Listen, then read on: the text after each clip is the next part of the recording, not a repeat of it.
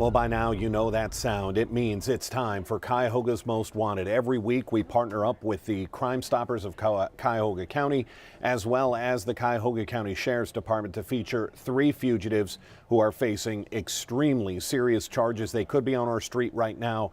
They're innocent until proven guilty, but we need them in a courtroom to face a judge for the charges. Let's bring in, as we always do every week, Detective Red Dyer with the Cuyahoga County Sheriff's Department. Detective, how are you, sir? Fantastic, Dan. How about you? Not too shabby. We were talking about the snow. There's a lot of it out there. Let's hope these fugitives are sitting at home. Don't want to go out. That way somebody calls in a tip. The warrant unit knows where to find them.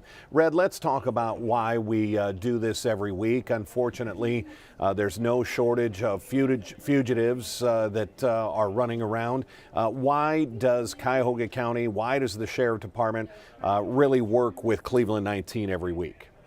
Well, Dan, as we discussed on our features, we recognize the value of the eyes and ears in our community, the information that they're able to provide to us. It helps bring justice to these victims, helps the community get involved with making their communities one bit safer, and it opens up the potential for a possible reward, which we'll get into a little later. It does, and we know this program works. We've done some calculations in the past. We've seen it have about a 50% capture rate. So when we feature three individuals, wow, they better be a little bit nervous because somebody's going to make a call and they could end up behind bars very soon. Red, let's get to our first case.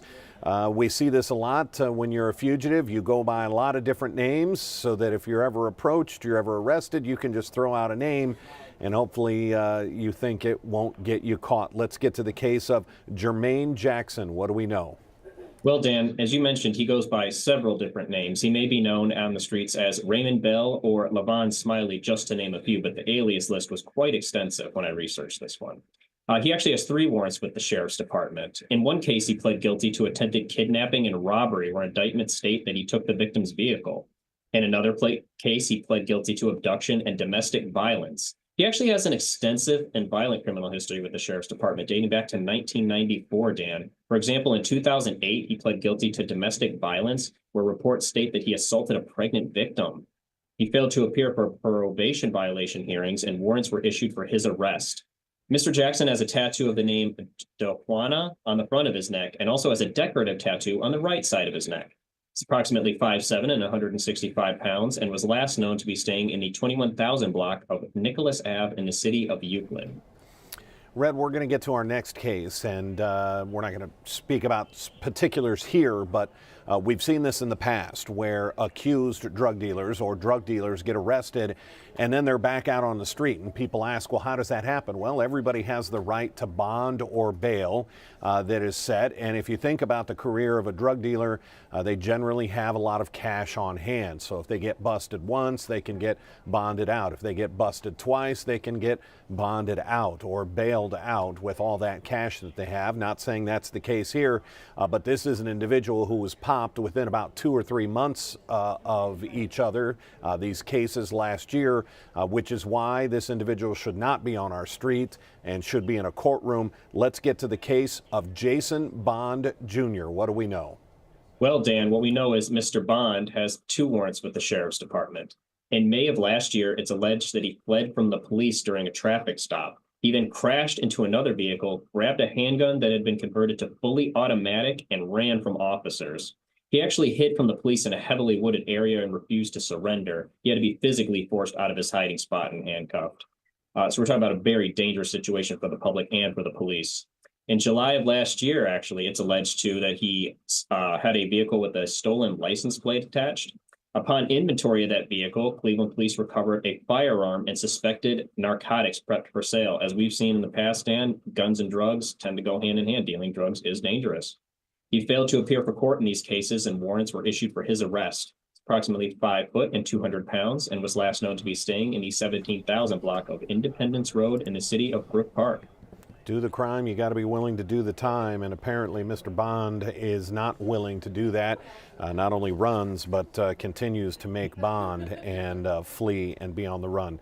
Let's get to our third and final case. Red, we talk about this unfortunately too often.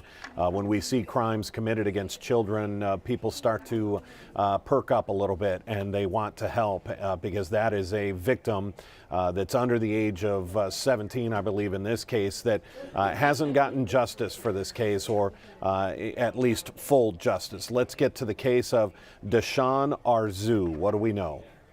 Well, Dan, what we know is that Mr. Arzu has 3 warrants with the Sheriff's Department. In June of 2022, he pled guilty to sexual battery and abduction.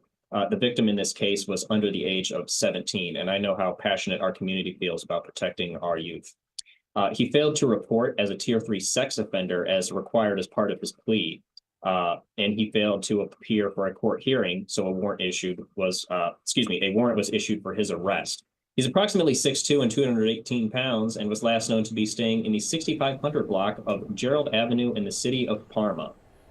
This is where the public can get involved. Detective, walk us through, somebody may not want their name associated with one of these 3 individuals. They think that somewhere there's going to be a court record that's going to be read in front of a judge that, oh, this person was turned in by John Smith, who called Crime Stoppers. That's why people get nervous about this. And that's not what happens here. And this is why Crime Stoppers works. It is a simple phone number that people call and walk them through the process. If they call in, what happens? Well, Dan, as we discuss every week, we don't take down your name, we don't record the phone calls, and we don't have caller ID, so none of your information is ever exchanged with us. We provide you with an anonymous tip number, and that's what you'll be using to communicate with us so that you remain completely anonymous. And you use that tip number, you call back in about 45 days later, see if your tip led to the arrest, and that's when you can collect reward number. The phone number, 216-252-7463. Remain anonymous. Clean up your street and get these victims some justice. That is the name of the game. Detective Red Dyer, when we start talking about a reward of up to $5,000, what do you like people to know? That crime doesn't pay, but Crime Stoppers does. We say it every week. Crime Stoppers will pay you for making an anonymous phone call. Money can be a huge motivator, and you've helped clean up our community at the same time. Detective, another one in the books. Let's go out and get them. Thanks for the time. Been a pleasure. Thank you. All right, take care. Again, that's why we do this, so you, the public, can help clean up the community. Let's show you that phone number one more time, 216-252-7463. We're going to wrap this up for today. Another Cuyahoga's Most Wanted in the books. Hopefully, a couple of these fugitives, you may want to just turn yourself in when there's a 50% capture rate. Good luck. I'm Dan DeRose with 19 News. Hope tune in to our 11 o'clock news coming up on CW 43, then our noon news on Channel 19. Until then, have a good afternoon. Let's go get them. 19 News is everywhere. Download our CTV apps and follow us on social media at Cleveland 19 News.